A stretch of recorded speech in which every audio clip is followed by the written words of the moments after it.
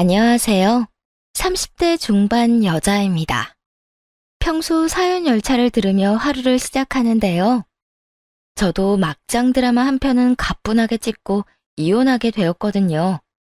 신중에 신중을 가하고 했던 결혼이기에 이혼 같은 건 없을 거라 생각했는데 가정은 혼자서 노력한다고 지켜지는 것이 아니더군요. 어찌되었든 결국 이혼까지 하게 되었지만 힘들게 스트레스를 받아가며 결혼 생활을 유지하려 애쓰던 그때보다 훨씬 더 행복한 삶을 살고 있습니다. 가끔 이혼했다고 하면 안쓰러운 표정으로 보는 사람들의 시선이 거슬리긴 하지만 그 정도야 이젠 손가락질하는 것도 아니고 뭐 어때? 하고 넘길 만큼의 시간이 지났네요. 그러면 이제 본격적인 이야기를 시작해 볼까요? 남편의 직업은 공인중개사였습니다. 처음 만난 것도 제가 혼자 살 집을 알아보다 만난 것이었는데요. 처음부터 관심을 보이던 남편이 먼저 이런저런 이유를 대며 연락이 왔고 1년이란 시간 동안 꾸준히 애정 공세를 보이던 남편과 만나게 되었죠.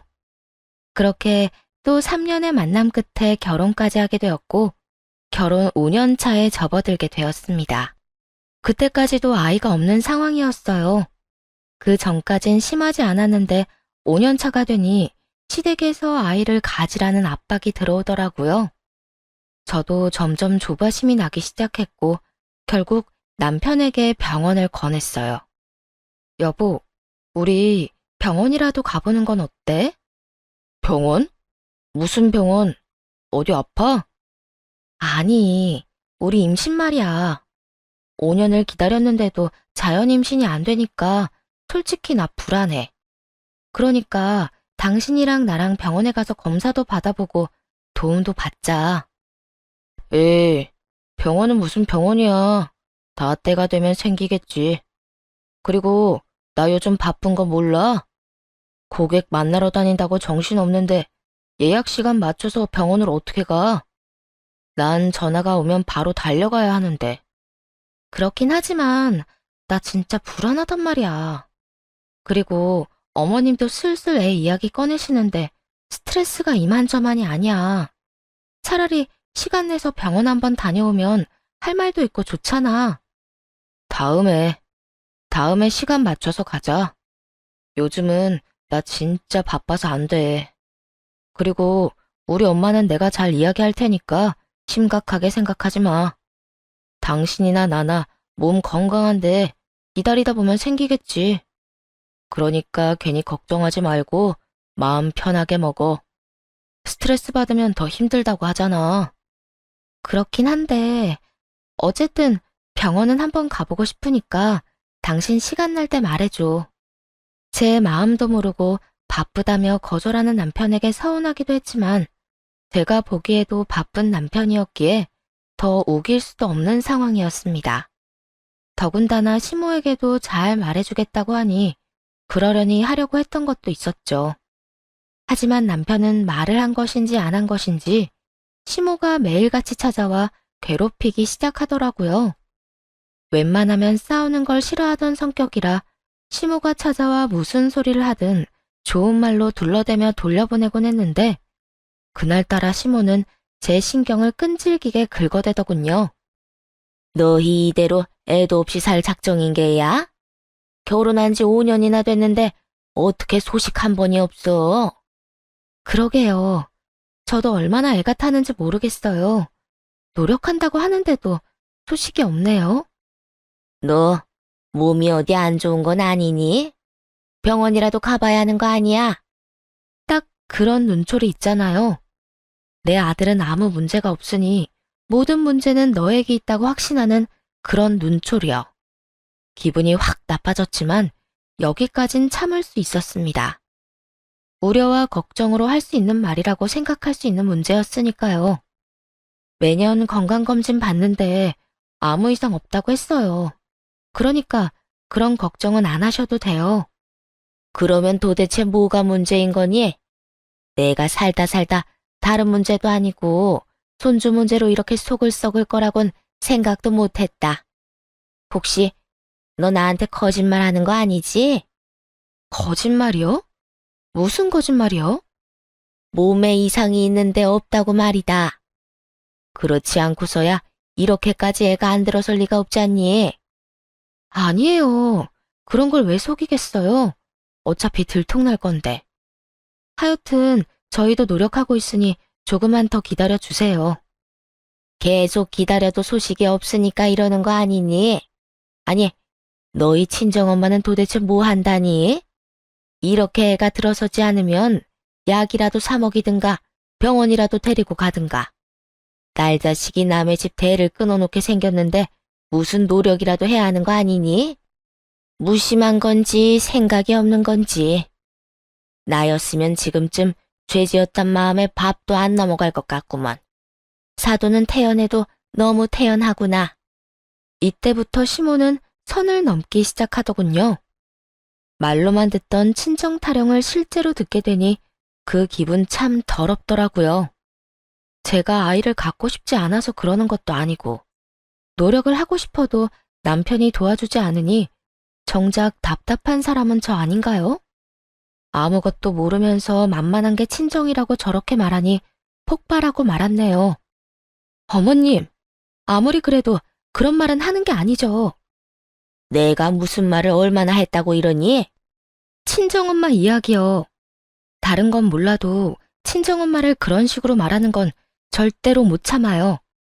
저희가 애를 못 가지는 건데 왜 엄마가 어머님께 그런 말까지 들어야 하는 건가요? 저희 엄마요. 철마다 그이랑 제 몸에 좋다는 건 다 해다 주세요. 어머님께 그런 말까지 들을 만큼 저희한테 무심하지 않다고요. 그러면 그런 거지. 어디서 시어머니한테 눈 동그랗게 뜨고 소리를 질러? 네가 이딴 식으로 하니까 네 친정엄마 이야기가 나오는 거야. 지금도 봐라. 네가 이딴 식으로 행동하면 내가 또 네 친정엄마를 들먹일 수밖에 없지 않겠니? 아니요. 전 그만큼 잘못한 것도 없고 설사 어머님 입장에서 제가 잘못했다고 한들 친정은 들먹이지 마세요. 저도 기분 나쁘다고요. 네가 기분이 나쁘다고 하면 내가 안 해야 하니? 난 싫은데. 난 네 시어머니고 네가 뭐라고 하든 내 할 말은 다 할 테니 그런 줄 알거라. 그래요? 그러면 앞으로 저도 할 말 못할 말 가리지 않고 다 할 테니까 그런 줄 아세요.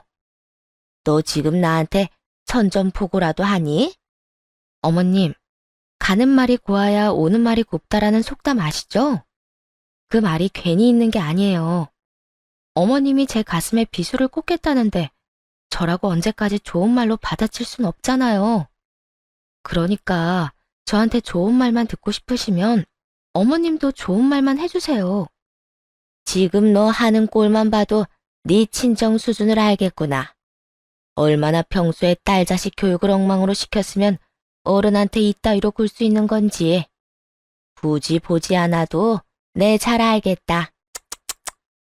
그쯤 되니 사람이 아닌 벽을 보고 대화를 하는 기분이더군요. 아니, 허공에 대고 돌아오는 메아리랑 대화를 해도 그것보단 대화가 잘 통할 것 같은 기분마저 들었죠. 그냥 마음대로 생각하고 이만 나가주세요. 저는 어머님이랑 입씨름하면서 시간 낭비하고 싶지 않네요. 너 지금 날 내쫓기라도 하겠다는 거니? 네.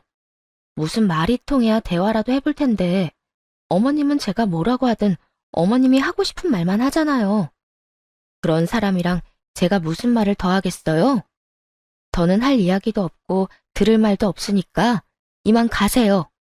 그렇게 시모를 내쫓다시피 보내버렸고 못 간다고 난동이라도 부릴 줄 알았던 시모는 생각보다 쉽게 돌아가더군요. 그때 그 행동을 이상하게 생각했어야 했는데 말이에요. 시모가 그냥 순순히 돌아간 건 다 꿍꿍이가 있었습니다.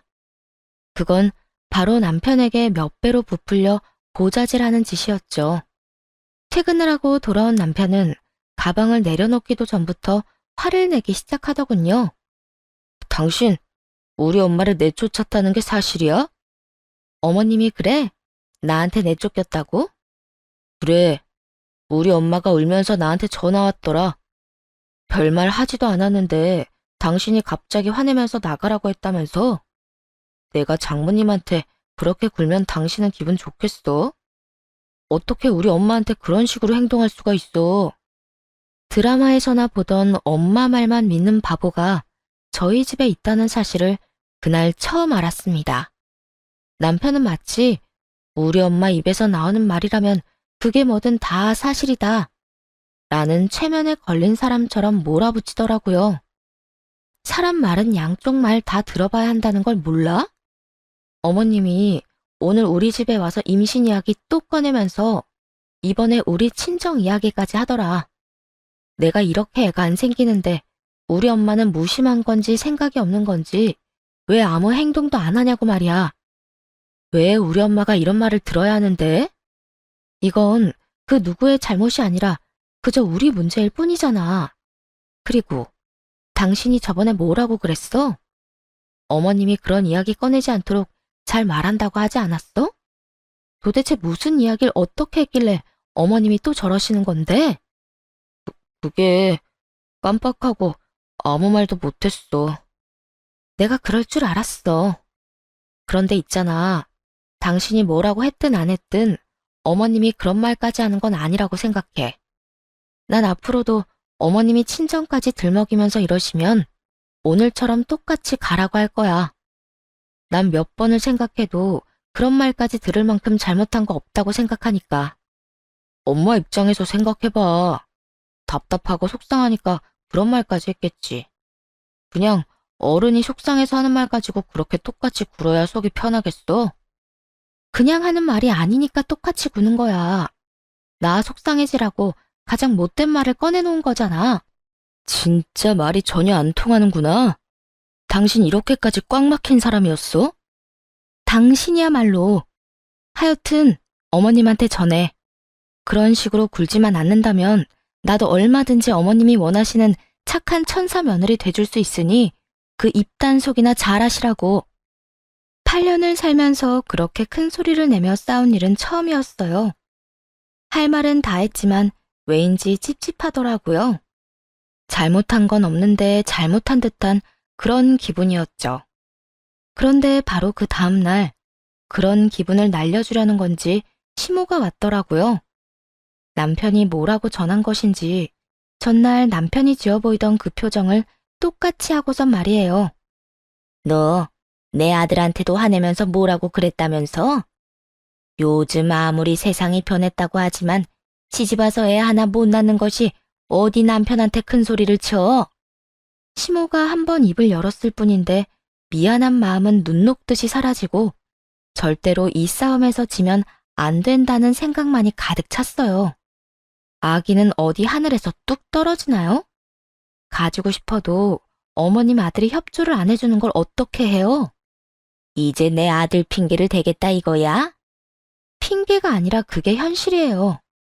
자연 임신이 힘드니까 병원에 가보자고 해도 한사코 싫다고 난리라고요. 거기에다 날마다 바쁘다고 새벽에서나 집에 들어오는데 무슨 수로 애를 만드나요?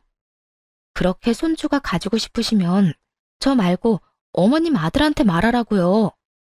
그걸 왜 내 아들 탓을 하니? 그게 다 네가 집에서 제대로 남편 보필을 못하니까 남자가 밖으로 놔두는 건 모르니? 하다 남편이 늦는 것도 제 탓이 되는 걸 보며 저는 무슨 말을 해도 제가 죄인이 될 것 같더라고요. 그래서 그 자리에서 바로 남편에게 전화를 걸었네요. 당신이 대답해봐. 우리 애 안 들어서는 게 다 나 때문이야? 갑자기 전화해서 그게 무슨 말이야. 알아들을 수 있게 말을 해봐.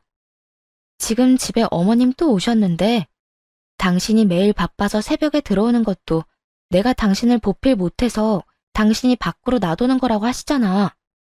그러니까 당신이 대답해봐. 당신 일 바빠서 새벽에 들어오는 것도 내 탓, 우리가 임신이 안 되는 것도 다 내 탓이냐고. 그렇게 언성은 점점 더 높아지고 있었고 남편의 대답만을 기다리던 그 순간이었어요. 오빠, 빨간불. 얼른 차 세워. 오. 웬 여자 목소리가 들리더니 외마디 대답과 함께 끊겨버린 전화. 이건 또 무슨 상황인가 싶더군요. 남편에겐 여동생이 없었고 사무실에도 또한 여자 직원은 없었어요. 남편에게 오빠라고 할 만한 여자는 제가 알기론 없다는 뜻이었죠. 그런데 오빠라니 머릿속으로 5만 가지 생각이 다 오가더라고요. 충분히 머리가 복잡한데 시모까지 옆에서 한몫하기 시작했죠. 내 아들이 뭐라고 그러니? 다 네 잘못이라고 하지? 네 표정을 보아하니 굳이 대답 같은 건 듣지 않아도 알겠다마는 그러게 무슨 좋은 소리 듣겠다고 전화까지 해서는. 제가 지금 정신이 하나도 없어서 그러는데 일단 좀 가세요. 뭐? 너 지금 날 또 내쫓겠단 말이니? 지금은 그냥 권하는 거지만 제가 좋은 말로 권할 때 안 가면 아마 내쫓기지 않겠어요? 그러니까 예의 차려서 가달라고 할 때 어머님 두 발로 나가주세요. 이게 보자 하니까 시어머니 보기를 뭐로 보는 거야? 내가 네가 오라고 하면 오고 가라고 하면 가는 사람인 줄 알아? 네가 이러니까 네 친정 부모님들이 욕먹는 거야. 알아? 제가 잘하나 안 하나 저희 부모님 욕할 거 다 아니까 그냥 좀 가세요. 제가 지금 머리가 터질 것 같아서 그러니까. 결국 시모는 제 손에 쫓겨나게 되었고 차분히 상황을 정리하기 시작했네요. 그런데 아무리 정리하려고 해봐도 정리가 되지 않더라고요. 남편의 서재, 노트북 등 집안에 있는 모든 물건을 다 살펴봐도 아무것도 나오지 않았고 점점 더 혼자만의 상상에 빠지고 있었어요. 그렇게 남편놈을 기다리고 있는데 새벽에나 들어오던 남편놈이 그날따라 8시도 되기 전에 들어오더군요. 애써 태어난 척하고 있긴 하지만 그 모습이 더 수상했고 남편을 추궁하기 시작했죠. 그렇게 전화를 끊었으면 다시 전화해서 무슨 상황인지 설명 정도는 해줘야 하는 거 아니야? 그거 별거 아니었어. 별거 아닌 게 아니던데? 지금 혹시 내가 뭘 어디까지 들었나 싶어서 떠보는 거면 그만둬. 오빠 빨간불! 다 들었으니까 얼른 상황 설명이나 해. 별거 아니었단 그딴 말 집어치우고. 당신 지금 오해하고 있는가 본데 나보고 오빠라고 하던 게 아니었어. 당신이 전화했을 때 고객이랑 같이 있었어. 신혼부부였는데 그 예비신랑이 자기 차 타고 다니고 싶다고 하길래 고객 차 타고 가다가 빨간불이라 예비신부가 놀라서 자기 신랑한테 소리 질렀던 거야. 갑자기 빨간불이라고 소리 지르니까 나도 놀라서 전화 끊고 상황을 봤던 거고. 당신이 생각하는 그런 거 아니니까 걱정하지도 마. 아, 그래? 정말 그게 다야? 그럼. 또 혼자 오해하고 머릿속으로 드라마 한 편 찍은 눈치인데 절대 그런 거 아니니까 나 믿어. 전화통화 속에서 남편을 제외한 남자의 목소리는 들리지도 않았지만 그렇다고 하니 믿을 수밖에 없었죠. 의심스럽긴 하지만 이렇다 할 증거가 없었으니까요. 그저 가만히 남편을 바라보았고 남편은 제 눈빛이 부담스러웠는지 급하게 말을 돌리기 시작하더군요. 뭘 그렇게 봐? 아, 맞다. 당신 오늘도 우리 엄마 내쫓았다며? 우리 엄마 오늘도 또 울더라. 어머님은 내 앞에선 바늘로 찔러도 피 한 방울 안 흘릴 것처럼 구시면서 당신 앞에선 18살 소녀가 따로 없는가 보네? 내가 왜 쫓아냈겠어? 당신 엄마가 또 찾아와서 시비를 걸었으니 내가 내쫓기까지 했겠지. 왜 뻔한 걸 물어? 적당히 좀 해라, 적당히 좀. 시어머니가 며느리 때문에 운다는 게 말이나 돼? 그러지 말고 좀 사이좋게 지내면 안 돼? 그걸 왜 나한테 물어? 당신 엄마한테 가서 물어봐봐. 나하고 사이좋게 지낼 생각 없냐고 말이야.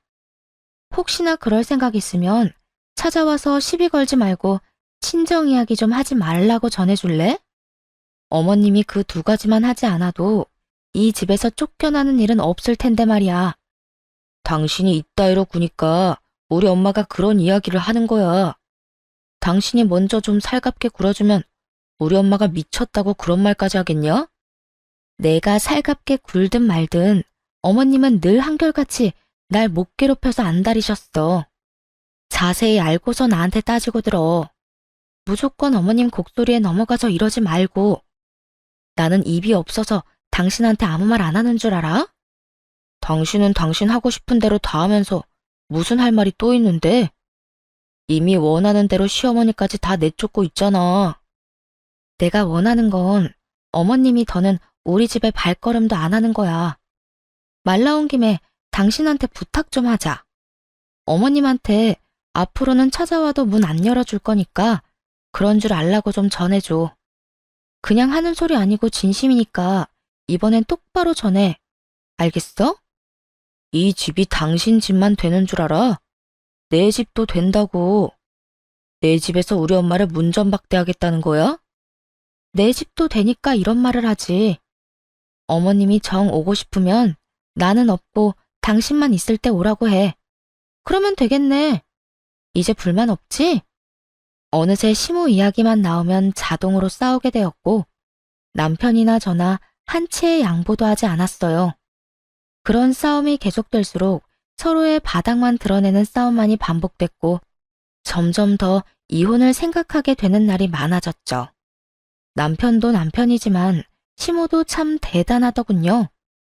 하루는 집에서 일을 하고 있었는데 열어주지도 않는 곳에 어찌나 끈질기게 찾아오는지 일도 되지 않는 지경이었어요. 결국 더러운 똥을 피하기로 했고 나가서 일할 사무실을 알아보게 되었죠. 남편에게 말하면 쉽게 구할 수는 있겠지만 그때는 워낙 사이가 좋지 않으니 말도 꺼내기 싫더라고요. 그까짓 복비가 들더라도 남편에게 아쉬운 소리를 하고 싶지도 않았고요. 그래서 다른 공인중개사에게 사무실을 소개받았고 여러 사무실을 돌아보며 고민을 하고 있었죠. 집을 구해보신 분들은 아시다시피 거의 다 중개사분 차를 타고 물건을 보러 다니곤 하잖아요. 저 역시 중개사의 차를 타고 사무실을 둘러보고 있었어요. 그런데 신뢰가 되지 않는다면 통화를 좀 해도 되겠냐고 묻더라고요. 중개일 때문인가 싶어서 알겠다고 말하자마자 통화를 시작하더군요. 통화 내용을 듣기 싫어도 들을 수밖에 없었네요. 그래. 나 손님 태우고 있어. 무슨 일이야? 뭐? 설마. 그놈 말하는 거 맞지? 대단하다, 대단해. 그저께는 여자랑 웬 술집에 있더니 이번에 또 여자가 바뀌었다고? 와, 또 20대야? 하긴 원룸 알아보는 애들이 거의 젊은 애들이니까 꼬시기도 쉽겠지. 그런데 결혼도 했다고 들었는데 어떻게 그딴 짓을 하고 다니냐? 하여튼 그놈은 여자 문제로 유명하다니까. 오죽했으면 다른 동네에도 그 번호 아냐고 물어보더라. 도대체 뭐 하는 놈이냐고. 하여튼 나중에 만나서 이야기하자. 그래, 나중에 연락해. 다른 지역은 어떤지 몰라도 남편이 일하는 지역 내에서는 어디 부동산이 아닌 차량 번호로 중개사를 칭하는 경우가 있다는 걸 익히 들어 알고 있었어요. 그리고 저 중개사분이 혀를 내두르며 욕하는 남자가 다른 사람이 아닌 제 남편이란 사실도 알게 되었죠. 네, 그렇습니다. 그 여자 홀리고 다니기로 유명하다던 그 차량 번호가 제 남편 차 번호와 같았으니까요. 실수로 어쩌다 일어난 일도 아니고 그런 일이 소문이 날 만큼 빈번하게 일어나고 있었다니 충격이 크더라고요. 아무리 자주 싸우고 사이가 좋지 않았다고 해도 그때까진 남편이었으니까요. 심지어 시모와 임신 문제로 갈등이 생기기 전까지만 해도 사이가 좋았으니 그 배신감도 크게 들었고요. 중개사분에게 이것저것 물어볼 수도 있었지만 입에서 입으로 전해진 말에 제 인생을 걸 순 없겠더라고요. 그래서 남편의 뒷조사를 시작했고 아무 일도 없다는 듯 남편을 대하며 지냈습니다. 저도 그 고역 같은 시간을 군말 없이 보내는데 남편 놈은 저보다 더 고역 같았는지 이혼 이야기를 먼저 꺼내더라고요. 있잖아, 내가 많이 생각해봤는데 우리 이혼하자. 뭐? 이혼? 지금 당신이 나한테 이혼하자고 한 거야? 이혼해. 나 더는 당신이랑 못 살겠어. 남편의 마음과 별반 다르지 않은 마음이었지만 그 이유가 궁금하더라고요. 당연히 다른 여자가 생겼다고 솔직하게 이야기하진 못할 것이고 도대체 무슨 이유를 대며 이혼하자 할 것인지 그것이 궁금했습니다. 그래? 이혼하고 싶은 건 잘 알겠고 갑자기 이혼 이야기를 하는 이유나 좀 들어보자. 이유가 있을 거 아니야. 당신도 잘 알 거 아니야. 요즘 우리 사이도 안 좋았잖아. 날마다 눈만 마주치면 싸우고 서로 화해할 마음도 없는데 이렇게 살아서 뭐해? 차라리 이혼하고 각자 사는 게 맞지. 눈만 마주치면 싸우는 이유가 뭔지 뻔히 알면서 당신이 해결할 생각을 안 하니까 우리가 그렇게 싸웠단 걸 아직도 몰라? 이유? 뭐? 우리 엄마 이야기하는 거야 또? 당신도 지겹지? 나도 지겨워. 당신 엄마가 선 넘을 때마다 당신이 당신 엄마 편만 들면서 나한테 뭐라고 하지만 않았어도 우리가 그렇게까지 싸우는 일은 없었어. 기억 안 나? 어머님이 우리 사이에 끼어들고 난 뒤부터 우리 싸우기 시작한 거. 당신이 이러니까 내가 이혼하자고 하는 거야.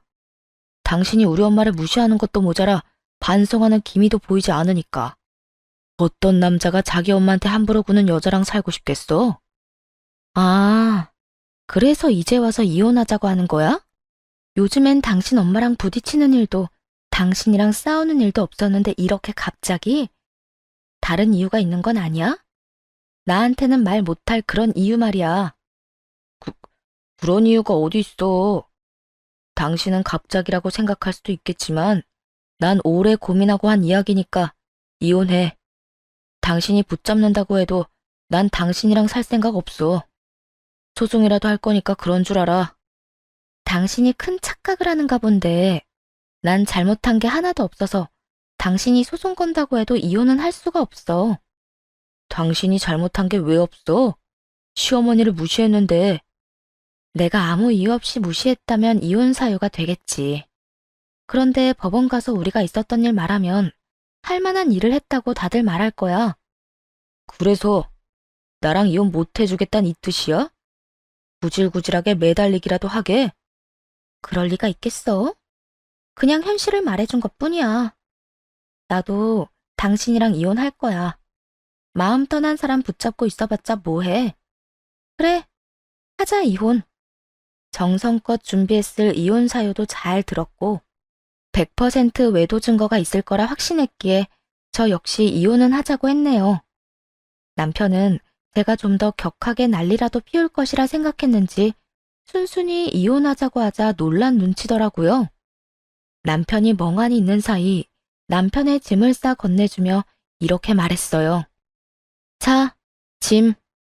이 집에서 나가 당장. 내가 왜 나가야 하는데? 나가라면 당신이 나가. 지금 이혼 급한 사람이 나야? 당신이잖아. 그러면 내가 원하는 대로 해야 하는 거 아니야? 지금 내 기분 나쁘게 해서 당신한테 이로울 게 있다고 생각해? 그니까 내가 이 집에서 안 나가면 이혼을 안 하겠단 이 말이야? 말귀 잘 알아듣네. 이렇게 잘 알아들으면서 이때까진 왜 그랬대? 하여튼 이 짐 가지고 지금 나가면 나도 이혼에 성심성의껏 최선을 다할 거고 그거 아니면 당신이 말한 대로 구질구질하게 굴 거니까 당신이 선택해. 남편 놈은 그 와중에 고민까지 하더라고요. 전 그저 그 상황을 즐기며 남편을 관찰했고 고민을 마친 남편은 짐을 들며 이렇게 말하더군요. 일단은 내가 나갈 테니까 이혼 가지고 구질구질하게 굴지 마. 난 당신이랑 하루라도 빨리 이혼하고 싶어서 이렇게 집까지 나가는 거니까. 걱정하지 마. 나도 서둘러 준비해서 이혼해 줄 테니까 기대해도 좋을 거야. 그렇게 남편은 집을 나갔고 며칠 뒤 왜 남편의 입에서 이혼 소리가 왜 나왔는지 그 이유를 알게 되었습니다. 남편이 유부남이란 걸 모르고 만났던 다른 여자들과는 달리 지금 만나는 상간녀는 남편이 유부남인 걸 아는 상태에서 임신까지 해버렸다고 하더군요. 다정하게 산부인과를 오가는 사진도 받아보게 되었죠. 한동안 집에도 오지 않고 조용하던 시모도 이 모든 상황을 알고 있었나 보더군요. 상간녀와 왕래하고 지내며 임신한 며느리 대접을 제대로 해주고 있었으니까요. 사진마다 시모의 입이 귀에 걸려 내려올 생각을 안 터군요. 배신감이 느껴졌냐고요? 아니요. 저딴 인간들에게 배신감이란 감정조차 사치라고 느껴지더라고요. 그저 복수의 칼날을 갈며 본격적인 이혼을 준비하기 시작했습니다. 그렇게 이혼을 준비하고 있는데 흥신소에서 연락이 왔고 시댁의 상간녀까지 다 모여있다는 이야기를 듣게 되었어요. 곧바로 시댁으로 향했고 알고 있던 비밀번호를 누르고 들어가니 성미도 급한 세 사람은 일찌감치 아기용품을 한가득 사두고 하하호호 웃음꽃이 폈더군요. 그래도 일말의 양심이라도 있다면 저를 보고 당황이라도 할 것이라 생각했는데 세 사람은 저를 보고도 표정에 변화조차 없더라고요. 그 모습이 얼마나 당당한지 남들이 보면 이미 이혼하고 재혼까지 마친 상태로 알 정도였죠. 어머, 오빠. 저 여자가 오빠랑 같이 살던 여자 맞지? 맞아. 자기는 쳐다도 보지 마. 아기한테 안 좋아. 무섭긴 하다. 그러게. 이렇게 잘난 남편을 가졌으면 잘 관수했어야지. 이제 와서 저렇게 쳐다보면 뭐가 달라지나? 굳이 설명 안 해도 알겠죠? 저 임신했어요. 그러니까 빨리 이혼이나 해주세요. 숨기기엔 늦었다고 생각했는지 아니면 숨길 생각조차 없는 것인지 자랑스럽게도 임신 사실을 밝히더라고요. 이미 알고 있는 사실이니 놀랍지도 않았지만 상간녀의 태도엔 화가 나긴 하더군요. 여기서 끝이 아니었죠. 시모도 남편도 한마디씩 보태더라고요. 우리 아들 때문에 임신 안 된다고 헛소리나 해대더니 우리 아가 보거라. 이렇게 애를 가졌지 않니? 자기한테 문제가 있으면서 누구 탓을 하는 거야? 다 보고 들었지? 이렇게 됐으니까 이혼부터 해줘. 나 빨리 아기 아빠로서 책임을 다하고 싶어. 책임? 지금 책임이라고 했니? 네 입에서 책임이라고 하니까 좀 황당하긴 한데 뭐 좋을 대로 해. 그런데 너 나한테 위자료 줄 돈은 있니? 네 엄마, 네 아기 가진 저 여자, 그리고 너까지. 나한테 위자료 다 줘야 할 텐데 그걸 감당할 능력이 될지 모르겠다. 남편은 아무 말이 없었고 상간녀가 비웃음을 날리며 입을 열더라고요. 아, 그깟 위자료 얼마나 된다고. 잘 알 거 아니에요. 우리 오빠 능력. 자기 능력 좋겠다. 집안 빵빵하겠다. 그깟 위자료쯤 얼마든지 줄 수 있으니까 남 걱정하지 말고 그쪽 걱정이나 하세요. 상간녀의 말을 듣고 있는데 하마터면 소리내서 웃을 뻔했습니다. 이 얼마나 웃긴 착각인가요? 상간녀는 남편의 능력이 아주 출중하며 집안 역시 부유하다고 믿어 의심치 않고 있더라고요. 타고 다니는 외제차도 할부가 많이 남았고 겉보기엔 좋아 보이는 시댁도 월세집이란 걸 전혀 모르는 눈치였죠. 하긴 젊은 여자애가 뭐가 모자라서 저딴 남자를 만났겠나 했더니 정신 모자란 어린 것이 겉모습에 홀려 불륜녀가 된 것이었습니다. 능력? 집안? 아, 그래서 유부남을 만난 거였어?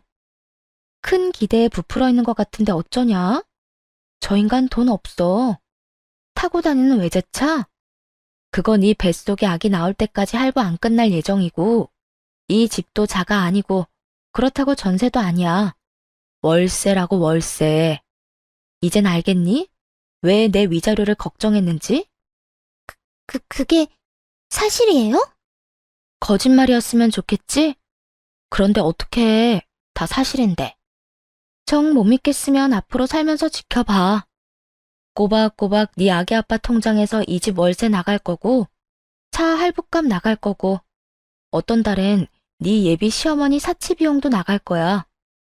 그런 와중에 넌 육아도 해야 하고 살림도 해야 하겠네? 아이 낳고 바로 일은 할 수 없을 테니까. 아기 아빠나 네 예비 시어머니가 도움이라도 줄 것 같지. 내가 살아봤는데 그럴 인간들이 못 되니까 기대도 하지 마. 그게 너한테 좋을 테니까. 예상대로 상간녀는 속았다는 표정을 지어 보이며 너까지 놓고 저를 보더라고요. 이 모든 것이 거짓말이라고 말해주길 간절하게 바라는 듯했지만 제 입에서 그런 말이 나올 리가 없었죠. 분위기는 순식간에 이상해졌고 남편이 나서 화를 내기 시작하더군요. 그런 말까지 왜 하는 거야? 이 사람 홀몸 아니라는 말 못 들었어? 당신은 모르나 본데 임산부한테 스트레스가 얼마나 안 좋은데. 헛소리 하지 말고 얼른 나가. 왜? 내가 틀린 말 했어? 너도 네 집안도 돈 없잖아. 거기에다 네가 소장도 아니고 직원일 뿐인데 내가 받게 될 위자료가 당연히 걱정될 수밖에 없지 않겠어? 너하고 네 엄마 주머니 사정 내가 뻔히 아는데 미리 말이라도 해줘야 준비라도 할 거 아니야. 그까짓 돈 얼마든지 줄 수 있거든? 그래, 뭐 외제차 팔고 이 집 내놓고 단칸방으로 옮기고 대출 좀 받으면 가능은 하겠다. 그러면 애 잘 키우고 잘 살아봐. 그렇게 말하지 않아도 잘 먹고 잘 살 거야. 악을 쓰는 남편의 뒤로 여전히 멍하게 앉아있는 상간녀를 향해 마지막 한마디를 해주고선 시댁을 나왔네요. 다 들었지? 꼭 순산하길 바랄게. 진심이야. 아기 잘 낳고 이 남자랑 이 남자 엄마랑 잘 데리고 잘 살아. 불륜녀 딱지에 이혼녀 딱지까지 붙이기 싫으면 말이야. 그런데 네 생각처럼 쉽진 않을 거다. 내가 살아봐서 아는데 저 남자고 저 남자 엄마고 데리고 살기 쉬운 사람들은 아니거든. 이 일이 있고 난 후 이혼은 빠르게 진행되었습니다. 저는 더 알아볼 것도 없었고 가지고 있는 증거들로 변호사분과 함께 이혼만 진행하면 되는 일이었으니까요. 산부인과를 오갔던 흔적들, 제가 시댁에서 목격한 장면들로 유책 배우자는 쉽게 남편이 되었고 시모와 상간녀에게도 위자료를 받고 이혼할 수 있었죠. 시댁은 이혼을 진행하는 동안부터 사정이 많이 좋지 않은지 만날 때마다 행색이 남루해지더라고요. 처음엔 차가 바뀌고 그 다음엔 시계가 사라지고 그 다음엔 시모의 손에 자랑처럼 들고 다니던 가방이 사라졌죠. 이혼 확정까진 긴 시간이 걸렸지만 그 인간들이 망가져가는 모습을 지켜보는 재미가 있어 지겨운 시간만은 아니었습니다. 그것만 해도 이미 충분히 통쾌했는데 더 통쾌한 소식이 들려오더군요. 그건 바로 전 남편의 외도 소식이었는데요. 이 소식을 다름 아닌 상간녀를 통해 듣게 되었죠. 번호는 어떻게 알았는지 연락이 왔더라고요. 여쭤볼 게 있어서 전화했어요. 이제 와서 나한테 물어볼 게 뭐가 있는데?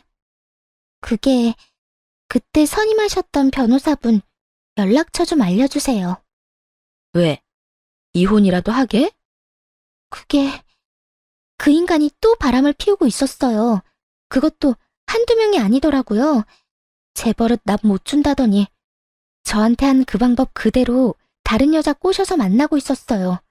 진짜 그 정도면 병 아닌가요?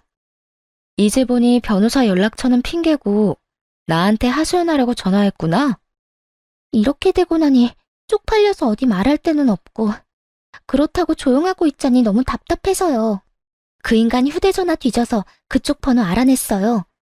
그쪽은 내 마음 이해할 거 아니에요. 저 그 충격으로 유산까지 했다고요.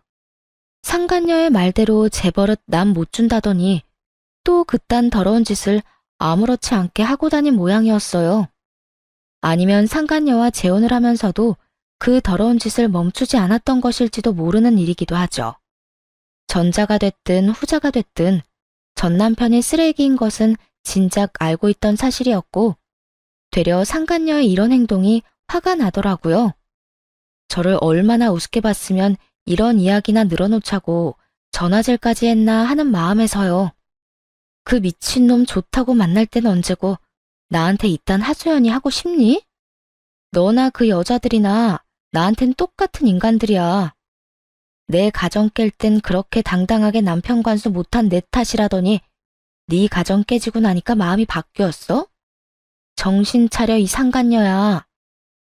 그래도 그쪽은 임신까지 한 상태는 아니었잖아요. 전 임신했는데 유산까지 했다고요. 그래서? 불쌍하다고 눈물이라도 흘려줄까? 같은 여자로서 그거 참 안 된 일이다. 그놈이 참 죽일 놈이다. 안쓰러워하고 욕이라도 해줘? 사실 그렇게 해줄 거라 기대하고 전화했어요. 그쪽도 당한 것이 있으니까 내가 이런 일을 당했다고 하면 날 안쓰러워하진 않더라도 같이 욕 정도는 해줄 줄 알았다고요.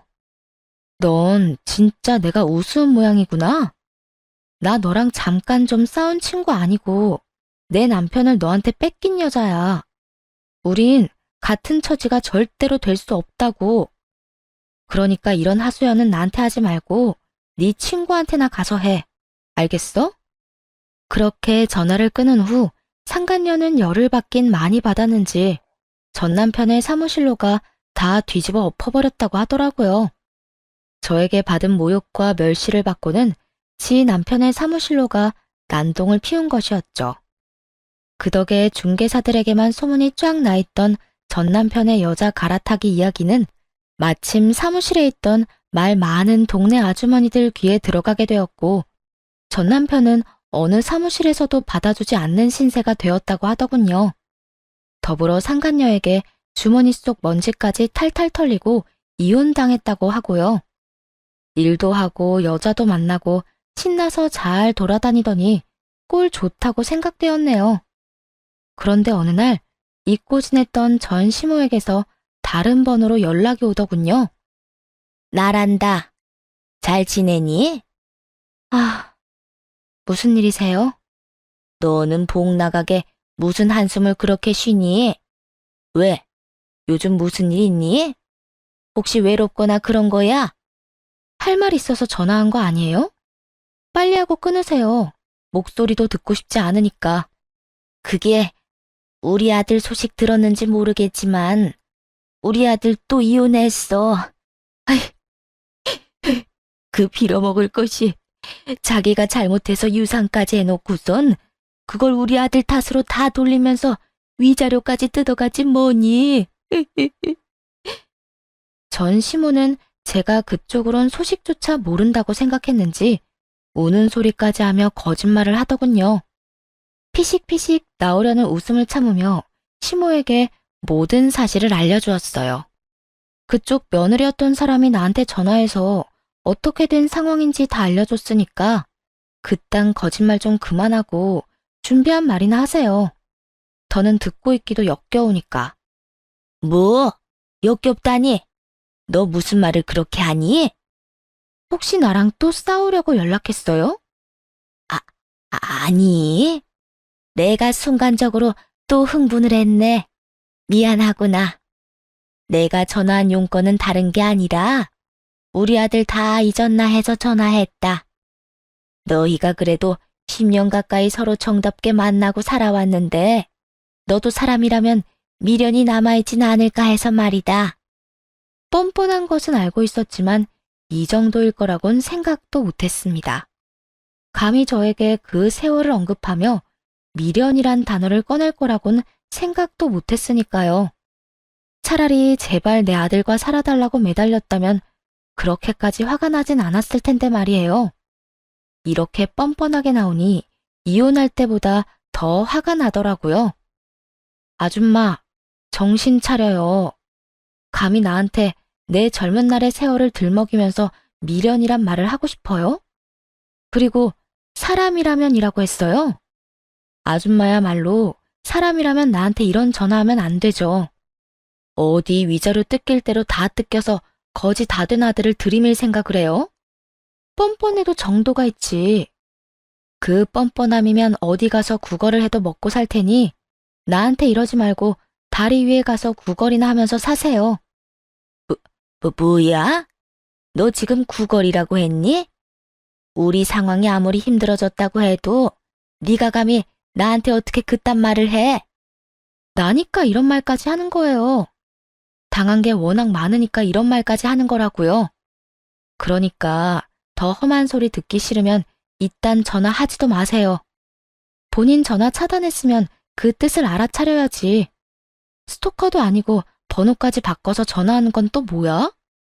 한 번만 더 전화해서 헛소리하면 경찰에 신고해서 무슨 수를 써서라도 콩밥 먹게 해버릴 테니까 그런 줄 알아요.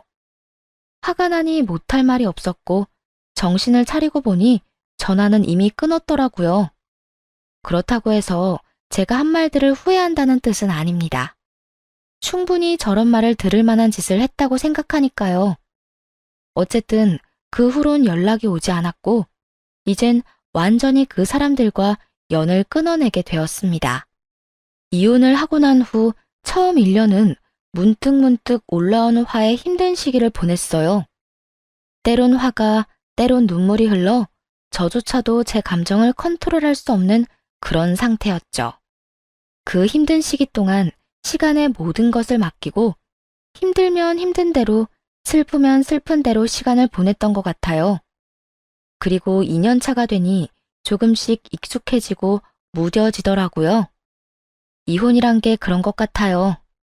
아무리 정이 다 떨어지고 다신 꼴도 보기 싫을 만큼 미운 사람과 헤어지는 일이라도 저에게 큰 상처가 남는 것은 어쩔 수 없다는 것이요.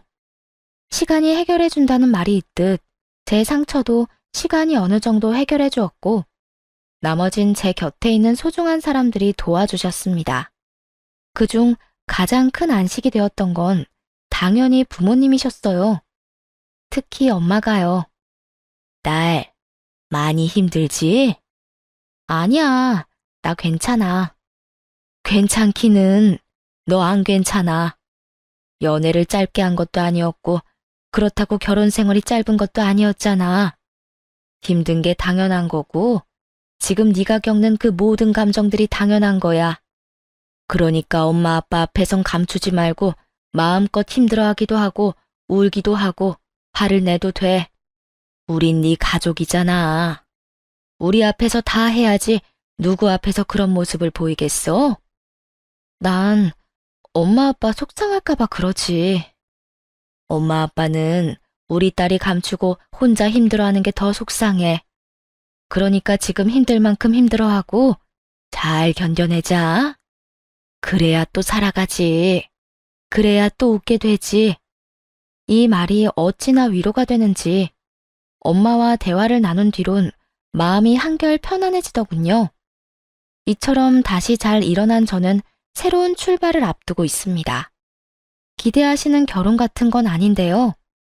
앞두고 있는 새 출발은 바로 외국에 나가게 된 일이에요.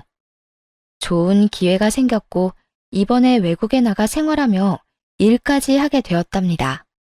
물론 부모님과 떨어져야 한다는 사실이 슬프긴 하지만 영영 떨어질 것도 아니고 우선은 3년 계약이라 일단 부딪혀 보려고요.